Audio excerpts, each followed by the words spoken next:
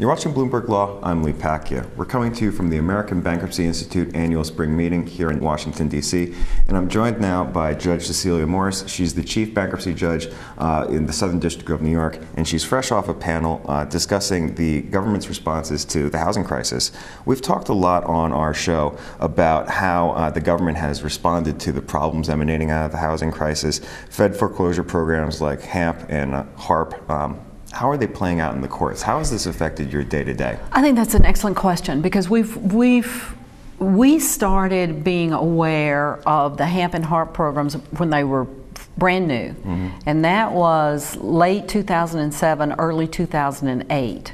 So the first years and what we've been dealing with are people just beginning to understand how to effectively use the programs. And they've been around since 2009. I know, but they're difficult. It's even the secured lenders don't know what they need to be doing and how the procedures need to be, much less the debtors and the debtors attorney on how to plug into what those secured lenders need. I thought it was fascinating that your panel is pointed out that a consumer can't just go through this program on their own. They have to hire an attorney. Well, some consumers can. But that is unique. It is a very difficult process. Some of it is difficult just simply because it's nitpicky and that bothers everybody, but yet it must be done.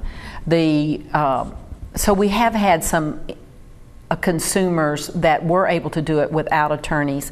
The interesting thing is most debtors are in bankruptcy because they don't keep records, they're not paying on time,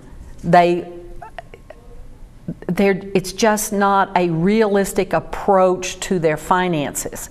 So someone that doesn't have a realistic approach to their finances, to go in and try to go through the complication of a mortgage refinance or a mortgage mitigation is really a difficult procedure. The debtors' lawyers also had to get their sea legs on this. They had to learn who to approach, how to approach it. They now know if you approach one particular secured lender, this is what you need to do, this is what's going to happen. If you approach another one, this is what you're going to do, this is going to happen. So it's taken time. I do know that you and I were discussing this earlier, and it's no longer frenetic. It is more that it is a process. They're understanding the process, they're working through the process.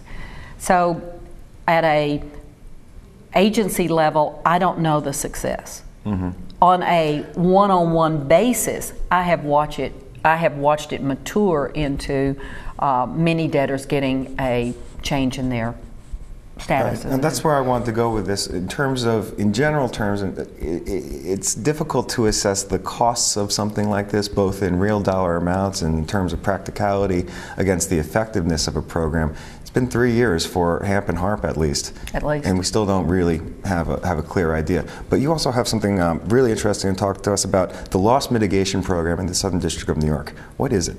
Well, it's one of our programs we put together. In September of 2007, I was approached by a secured creditor's attorney that said to me, there are going to be these programs coming out, they're called HAMP, they're called HARP, there's some other programs coming in where people want to mitigate the losses, they want to redo the loans for these debtors, can you help us? So it was a secured lender that came to me. It was the secured lenders that helped put this all together. This is the first time this has been done? As far as we know. It was adopted in December of, that was 2008, I'm sorry, not 2007, 2008. In January of 2009, we went live. And from then on, it has been a constant in the Southern District of New York and has really been a program that we have a lot of pride in. All we do is insist that the secured lender speak with the debtor. Of course, they speak through attorneys, but that's all we insist. It's simply a matter, and when we looked at it, we said this is what you do in litigation. One of the most frustrating things for a judge is to have parties in front of you and they're not talking. And that's what we had heard before that. Now we know the parties are talking. Yeah, we'll have to see how it goes. Judge Morris, thanks so much for stopping by today. Welcome. That's Judge Cecilia Morris from the Southern District of New York Bankruptcy Court. If you'd like to learn more about the cases and issues we just discussed, be sure to check out our offerings on BloombergLaw.com and also on the Bloomberg Terminal. You can see more of our videos on YouTube, and you can follow our updates on Twitter. I'm Lee Pacchia. Thanks for watching.